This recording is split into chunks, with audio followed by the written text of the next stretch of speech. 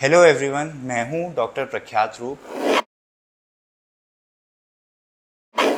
मैं Acura vision clinics रूप नेत्रालय मेरठ में कैटरैक्ट, कॉर्निया और रिफ्रैक्टिव सर्जरी का स्पेशलिस्ट हूं और मैंने अपनी सारी आंखों के इलाज की पढ़ाई चश्मा हटाने के लेजर्स का ट्रीटमेंट को सीखना, उसको एक्सपीरियंस करना, उस पर ट्रेन करना और उसके बारे में ज़्यादा एक्सपीरियंस को गैदर करने का सारा एक्सपीरियंस एम्स न्यू दिल्ली में किया है। मैं एम्स न्यू दिल्ली में ही पोस्ट ग्रेजुएशन करने के बाद कॉर्निया, कैटरैक्ट सर्जरी और रिफ्रैक्टिव सर्जरी की स्पेशलिटी में काम करता था। उसके बाद मैंने इस हॉस्पिटल में काम करना शुरू किया है और मैं आज हम लोगों से डिस्कस करने वाला हूं लेंटिक्यूल एक्सट्रैक्शन सर्जरी के बारे में। देखिए, हम बात करें बहुत ही सिंपल वे में, शुरू से शुरुआत करेंगे। जो लेजर विजन करेक्शन है, यानी चश्मा हटाने के जो लेजर्स हैं, उसके 3 तरीके होते हैं यूज करने के। 3 टाइप की सर्जरीज हम कर सकते हैं। पहला तरीका है कि हम कॉर्निया की सरफेस, यानी कि आंख की जो पुतली है, उसकी सरफेस के ऊपर डायरेक्टली लेजर डाल दें, जिससे पुतली की शेप चेंज हो जाए और उसके बाद हम पुतली को प्रोटेक्ट करें कुछ दिन के लिए, जब तक पुतली की सरफेस की, यानी सतह की नेचुरल हीलिंग कंप्लीट नहीं हो जाती। इसको हम कहते हैं सरफेस एब्लेशन या पीआरके। ये first generation laser refractive surgery थी, यानी कि दुनिया में सबसे पहला लेजर जो इस्तेमाल हुआ था चश्मा हटाने के लिए, वो कुछ इस तरीके से इस्तेमाल किया गया था। सेकंड होती है लेसिक सर्जरी। लेसिक के अंदर क्या किया जाता है कि कॉर्निया की, यानी पुतली की सतह के ऊपर डायरेक्टली लेजर ना डाल के पुतली की एक लेयर पे कट लगाया जाता है, जिसको फ्लैप बोलते हैं, जो एक किताब के कवर की तरह खोल दिया जाता है। उसके बाद जो हमें पुतली की सतह, निचली सतह मिलती है, जिसको हम कहते हैं स्ट्रोमल बेड, उसके ऊपर लेजर डाला जाता है, जिससे पुतली की शेप चेंज होती है और फिर ऊपर के कवर को वापस रख दिया जाता है, जिसको फ्लैप रीपोजिशनिंग कहते हैं। और इसके बाद ये फ्लैप अपने आप पुतली की नीचे वाली सरफेस से चिपक जाता है, क्योंकि ये नेचुरली स्टिकी होता है, यानी इसमें टेंडेंसी होती है चिपक जाने की, इसलिए। और इसको हम कहते हैं लेसिक सर्जरी। लेसिक एक आजकल घरेलू नाम बन चुका है, क्योंकि लेसिक सर्जरी बहुत ज्यादा पॉपुलर हुई। ये दोनों प्रोसीजर्स, यानी सरफेस एब्लेशन और LASIK surgery, surface procedure first generation, LASIK surgery second generation, ये दोनों एक्साइमर लेजर द्वारा किए जाते हैं। यानी कि लेसिक लेजर का जो टेक्निकल नाम होता है एक्साइमर लेजर होता है। इस लेजर की ये खूबी रहती थी कि ये जहां पर डाला जाएगा, यानी लेजर जहां पर फायर किया जाएगा, उससे कांटेक्ट में आने वाली पहली सरफेस, यानी फर्स्ट सरफेस पे ही वो एक्ट करेगा। यानी कि अगर हमने पुतली की सरफेस के ऊपर डाला तो डायरेक्टली सरफेस पे एक्ट करेगा, हमने एक फ्लैप खोल दिया और फिर अंदर डाला स्ट्रोमल बेड पे, तो स्ट्रोमल सरफेस पे एक्ट करेगा। पर जो डीपर लेयर्स हैं, उन तक ये लेजर नहीं पहुंचता था। इसके बाद जैसे एवोल्यूशन हुआ रिफ्रैक्टिव सर्जरी का, तो 2012 में पहली बार लॉन्च हुई एक और टेक्नोलॉजी चश्मा हटाने की, जिसको कहा गया स्मॉल इंसिजन लेंटिक्यूल एक्सट्रैक्शन या रिफ्रैक्टिव लेंटिक्यूल एक्सट्रैक्शन। ये की जाती थी एक डिफरेंट लेजर पे, जिसको कहते हैं फेम्टोसेकंड लेजर। इस लेजर की क्या खूबी थी, ये लेजर सरफेस पे काम नहीं करता था, सरफेस के नीचे, यानी कि डीपर लेयर्स में ये पहुंच सकता था बिना सरफेस को डिस्टर्ब किए। तो एक डिफरेंट ही एस्पेक्ट खुल गया कि हम सरफेस को डिस्टर्ब करे बिना उसके नीचे पुतली की परत को रिमूव कर सकें, जिससे चश्मे का नंबर हट जाए, पुतली की शेप चेंज हो जाए, बिना सरफेस को टच करे। ऐसा करने वाला जो सबसे पहला लेजर था, उसको कहते हैं रिलैक्स स्माइल। तो जेनरेशंस ऑफ रिफ्रैक्टिव सर्जरी में स्माइल जो है वो थर्ड जनरेशन रिफ्रैक्टिव सर्जरी माना जाता है। यानी कि अगर हम बात करें मोटा मोटा जनरेशंस के बारे में, तो फर्स्ट जनरेशन सर्जरी हो गई surface ablation, second generation surgery हो गई लेसिक, और थर्ड जनरेशन सर्जरी हो गई स्माइल। ये हुए डिफरेंट डिफरेंट कैटेगरीज। पर ये जो जनरेशंस का जो टर्मिनोलॉजीज़ हैं ये बहुत कंफ्यूजिंग हो जाती हैं, क्योंकि सब लोग जब भी नई कोई चीज़ लेके आते हैं तो मार्केट में कहते हैं उसको कि ये नेक्स्ट जनरेशन है, ये नेक्स्ट जनरेशन है, ये नेक्स्ट जनरेशन है। तो ये जो ब्रॉड टर्म्स हैं ये हम ये इसलिए इस्तेमाल करेंगे कि सरफेस एब्लेशन एक चीज़ हो गई, लेसिक एक चीज़ हो गई, और फिर तीसरी चीज़ हो गई लेंटिक्यूल एक्सट्रैक्शन, जिसमें सबसे पहली चीज़ थी स्माइल। अब स्माइल जब आया तो स्माइल के कुछ लिमिटेशंस थे। यानी कि स्माइल ने फ़ायदा तो बहुत पहुंचाया, क्योंकि सरफेस डिस्टर्ब नहीं होती थी, इसलिए ड्राइनेस की प्रॉब्लम ख़त्म हो गई, सेफ्टी बढ़ गई सर्जरी की, लॉन्ग टर्म के लिहाज से 100% हीलिंग होने लग गई। लेकिन कुछ लिमिटेशंस थे। लिमिटेशंस क्या थे? पहली चीज़ थी कि इसमें जो फेम्टोसेकंड लेज़र का इस्तेमाल होता था वो गैप्स के साथ होता था। यानी कि एक लेज़र का स्पॉट होता था, फिर गैप होता था, फिर दूसरा लेज़र का स्पॉट होता था, फिर गैप होता था, फिर तीसरा लेज़र का स्पॉट होता था। तो जो दो लेज़र स्पॉट्स के बीच का गैप होता था उसमें कॉर्नियल टिश्यू इंटैक्ट होता था। यानी कि जो हमारा कोलेजन है या जो पुतली की जो स्ट्रक्चर है वो इंटैक्ट होती थी।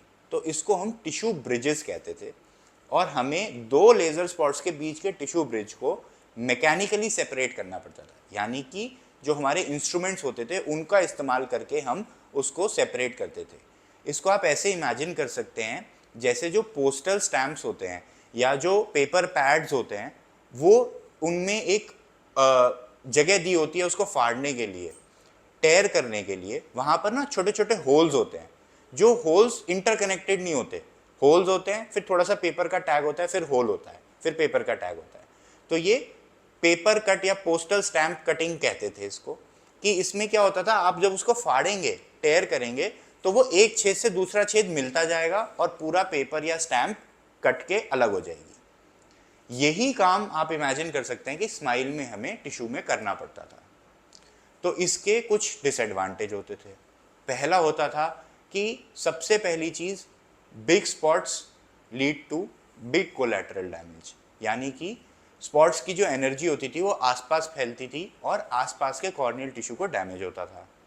दूसरा, कई बार टिश्यू अनकट रह जाता था। यानी कि ड्राई स्पॉट्स आने के कारण लेज़र की डिलीवरी प्रॉपर नहीं होती थी, और जो टिश्यू का कट है यानी प्लेन जो क्रिएट हुआ है लेंटिक्यूल का, वो अच्छा नहीं होता था, जिससे कि पूरा टिश्यू स्मूथली सेपरेट नहीं हो पाता था, और इसलिए एक्सट्रैक्शन में प्रॉब्लम होती थी, जिससे रिकवरी डिले होती थी। और जो मोस्ट इम्पॉर्टेंट प्रॉब्लम्स थे वो ये थे कि ये विजुअल एक्सिस पे ट्रीटमेंट नहीं करता था। यानी कि इसमें ऑटोमेटेड करेक्शन या automated selection of visual axis available नहीं था। आप एडजस्ट नहीं कर सकते थे कि एग्जैक्टली कहाँ पे ट्रीटमेंट होगा। मशीन में एक फिक्स्ड पैटर्न था कि जहाँ उसके सक्शन का यानी कि मशीन का सेंटर है वहीं पर डिलीवरी होगी लेज़र की। तो अगर आपकी आँख थोड़ी राइट या लेफ़्ट, थोड़ी ऊपर या नीचे डॉक हुई है, मशीन में सक्शन में बिल्ड हुई है, तो वो आप उसको चेंज नहीं कर सकते। आपको दोबारा सक्शन ब्रेक करना पड़ेगा, दोबारा से सारा प्रोसीजर करना पड़ेगा, फिर आपको देखना पड़ेगा कि सेंटर हुई है या नहीं हुई है, फिर दोबारा से यही काम करना पड़ेगा। तो ये बहुत टीडियस प्रोसेस हो जाता था जो मल्टीपल टाइम्स रिपीट करना पॉसिबल नहीं होता था। ये प्रॉब्लम्स मेरे साथ भी हुई जब मैंने स्माइल सीखना शुरू करा। एक और प्रॉब्लम जो होती थी वो हाई सिलेंड्रिकल पावर्स की होती थी। जब ज़्यादा सिलेंड्रिकल पावर होती है तो स्माइल के अंदर सिलेंड्रिकल एक्सिस को करेक्ट करने की फैसिलिटी ना होने की वजह से, फीचर ना होने की वजह से, हम ज़्यादा सिलेंडर पावर्स को करेक्ट करने से डरते थे, क्योंकि उसमें इनएक्यूरेट सिलेंड्रिकल पावर करेक्शन होता था, जिससे कि चश्मे का नंबर या तो रह जाता था या एक और टाइप का पावर चश्मे का आने लग जाता था पेशेंट को पोस्ट सर्जरी।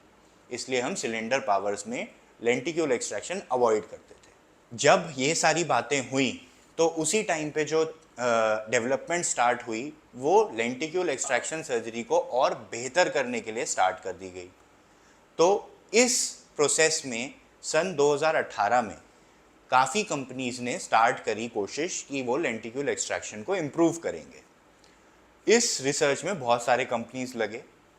जो सबसे पहले सक्सीड करे वो थे जीमर ऑफ्थेल्मोलॉजी, जो मशीन मेरे पीछे रखी है, और इन्होंने ईयर 2019 में कॉमर्शियली लॉन्च किया next generation of lenticule extraction surgery, जिसको इन्होंने नाम दिया clear, corneal lenticule extraction for advanced refractive surgery. ये टर्मिनोलॉजी इन्होंने इसलिए यूज़ करी कि ये थोड़ी कैची थी, और दूसरी चीज़ ये दर्शाती थी कि हम स्माइल से इम्प्रूव करके यहाँ पे आए हैं। This is the next generation of lenticule extraction surgery. Same he time पे और भी मशीन्स का डेवलपमेंट स्टार्ट हुआ, जिसमें से रिसेंटली अभी एक और मशीन इंडिया में कुछ सेंटर्स में आई है, जिसको कहते हैं एलिटा, जो कि जॉनसन एंड जॉनसन कंपनी ने बनाई है, और जो सिल्क के नाम से अपने लेंटिक्यूल एक्सट्रैक्शन सर्जरी को मार्केट करते हैं। तो सिल्क और क्लियर का बेसिकली डेवलपमेंट लगभग सेम टाइम पे शुरू हुआ, बट क्लियर बहुत जल्दी सक्सीड हो गया क्योंकि उसके इनिशियल ट्रायल्स में ही बहुत अच्छे रिजल्ट्स आए, जिसकी वजह से उन्हें जल्दी सीई मार्क मिल गया, जिसकी वजह से वो जल्दी अपने प्रोडक्ट को मार्केट में ला पाए और next generation lenticule extraction surgery के पायनियर्स बने। अब मैं थोड़ा सा बताना चाहूँगा यहाँ पर कि क्लियर में क्या डिफरेंसेस हैं compare to the traditional lenticule surgery यानी कि स्माइल। तो क्लियर में जो एडवांटेजेस मिले वो ये हुआ कि जो स्पॉट साइजेस थे, बड़े बड़े लेज़र के स्पॉट्स थे फेम्टोसेकंड लेज़र के, वो बहुत छोटे हो गए, यानी कि 1 माइक्रोन से भी छोटे साइज़ के हो गए। ये 1 माइक्रोन का जो साइज़ है ये वेरिएबल है, यानी कि ये 1 माइक्रोन से और छोटा भी किया जा सकता है, कितना भी छोटा किया जा सकता है, डिपेंडिंग ऑन द एनर्जी जो कि कस्टमाइज करी जा सकती है इस मशीन में। दूसरी चीज़ क्या हुई कि टिश्यू में जो स्पॉट्स आ रहे थे उनके बीच के गैप को ख़त्म कर दिया गया, यानी कि एक स्पॉट से मिलता हुआ दूसरा स्पॉट लगाया गया, जिससे कि एक कंटिन्यूस लेज़र डिलीवरी हुई, जिससे कि टिश्यू के कट को स्मूथली बना दिया गया, यानी कि कोई ब्रिजेस नहीं बचे जिनको हमें ब्रिज करना पड़े। तो ये जो कंटिन्यूस लेज़र डिलीवरी है, इसका जीमर पायनियर माना जाता है। और लेंटिक्यूल एक्सट्रैक्शन यानी क्लियर में आने से पहले जीमर का जो फेम्टोसेकंड लेज़र है वो अपने फ्लैप्स यानी लेसिक के फेम्टोसेकंड लेज़र वाले फ्लैप, ब्लेड फ्री फ्लैप जिसको हम बोलते हैं, उसको बनाने के लिए बहुत टाइम से, सन 2011 से जाना माना है दुनिया में। Low energy laser with overlapping spots is the USP of Zimmer ophthalmology. इस मशीन का जो लेज़र डिलीवरी सिस्टम है वो डिफरेंट है, और इसमें जो लास्ट लेंस होता है, यानी कि जो फोकसिंग लेंस होता है, कंडेंसिंग लेंस होता है, वो बहुत ही ज़्यादा क्लोज होता है पेशेंट की आई से, यानी कि वो अगर हम ध्यान से देखें तो वो इस मशीन के इस हेड में ही रखा जाता है। यूजुअली बाकी सारी जो लेज़र मशीन्स होती हैं उनके अंदर ये जो लास्ट लेंस होता है, जो इस मशीन में यहाँ पे उसकी हाउसिंग है, वो एक्चुअली मशीन के अंदर होता है, यानी कि मशीन का एक बड़ा सा कोन होता है, उसमें इतना बड़ा डिस्टेंस होता है 4-5 इंच का, और वहाँ पर जाकर फिर लाइट वहाँ से आती है और आँख पे पड़ती है। इसमें ये हार्डली 1 इंच का होता है, जिसकी वजह से हाई कंडेंसेशन होता है लेज़र का, और लेज़र स्पॉट बहुत फाइन और छोटे साइज का बन पाता है।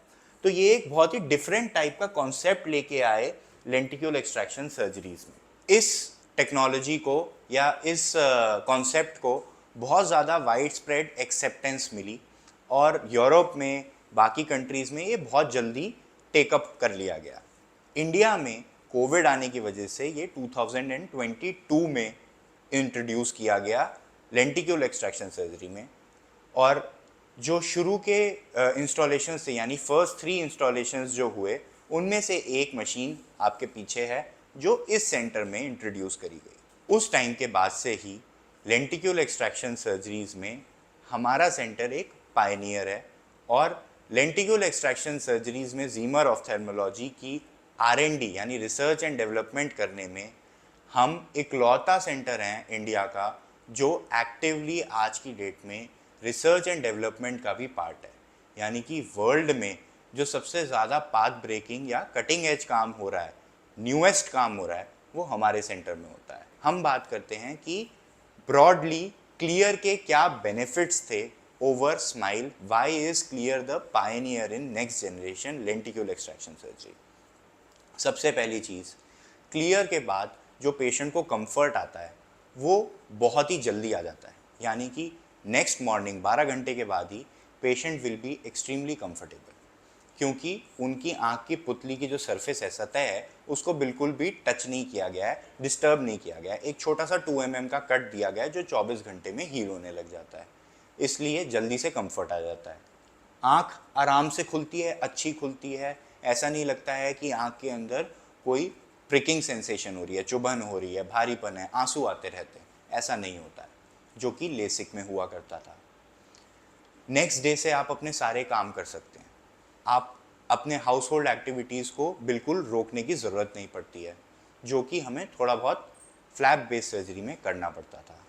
लंबे समय में देखें तो आपकी आँख उतनी ही सेफ रहती है जितनी एक अनट्रीटेड आँख है, यानी कि अगर आपके फ्रेंड या आपके रिलेटिव ने कोई सर्जरी नहीं करा रखी और उनको कोई चोट लग जाए, तो उनको जितना नुकसान होगा उस चोट से, आपको वो चोट लगने पे उतना ही नुकसान होगा, उससे ज़्यादा नुकसान होने का कोई रिस्क नहीं है आपको, यानी कि आपकी आँख एज सेफ एज अनटच्ड है। तो ये सारे जो एडवांटेजेस थे, इसके अलावा ड्राई आई का एक बहुत बड़ा एस्पेक्ट था। ड्राइनेस की प्रॉब्लम जो है वो कॉर्नियल नर्व्स के कट होने की वजह से होती है। देखिए, कॉर्नियल नर्व्स के बहुत सारे प्लेक्ससेस होते हैं, जिसमें से जो सब एपिथेलियल और सब बेसल प्लेक्सस होता है वो कट जाता था लेसिक में। ये लेसिक के फ्लैप के साइड कट की वजह से रिमूव होता था, किसी और कारण से रिमूव नहीं होता था। लेसिक किसी भी तरह का करा जाए, ये प्लेक्सस कटेगा ही, और इस प्लेक्सस के ना कटने का जो कारण था, वो बड़े कट को जब हमने छोटा कर दिया, 2 mm का बना दिया, तो 11 क्लॉक आवर्स तक सारी नर्व्स इंटैक्ट हो गई, यानी कि लेसिक में कट रही थी 90% नर्व्स, अब कट रही हैं लेस देन 10% नर्व्स। तो ड्राइनेस की प्रॉब्लम जो है वो बहुत ही कम हो गई, और ये फ़ायदा जो है ये स्माइल में भी आ गया था। तो ड्राई आई को रिड्यूस करना लेंटिक्यूल एक्सट्रैक्शन सर्जरी का सबसे मेजर विन था, और उस विन में सबसे ज़्यादा जो फ़ायदा हमें मिला है वो लेंटिक्यूल एक्सट्रैक्शन सर्जरी के रिजल्ट्स को अच्छा बनाने में मिल पाया है। तो आज मैं हमारे ऑपरेशन थिएटर में बैठा हूँ और हम लाइव देखेंगे, मैं सर्जरी परफॉर्म करूँगा, आप देखेंगे कि ये बहुत ही छोटा सा प्रोसीजर है, आपको बिल्कुल भी कोई पेन नहीं होगा, ठीक है, ये बिल्कुल पेन फ्री सर्जरी है। आप मुझे बता सकते हो, कुछ भी पूछना है आप बोल सकते हो, ठीक है, ड्रॉप डाल दीजिए।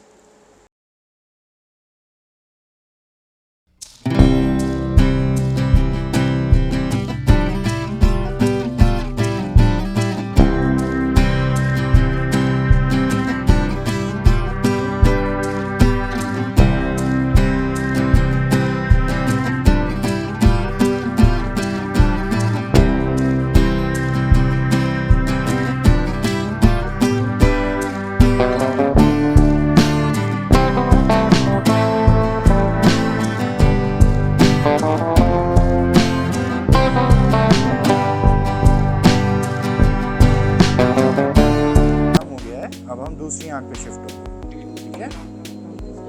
Yes, this is done, we'll move to the other eye now, okay, close your eyes, excellent. कोई पेन तो नहीं हुआ आपको? हाँ, एग्जैक्ट, यस। बंद कर लीजिए आँख, बहुत अच्छा हो गया मोनिका, बंद रखिए आँखें, ब्लिंक करिए नीचे। कोई पेन तो नहीं हो रहा?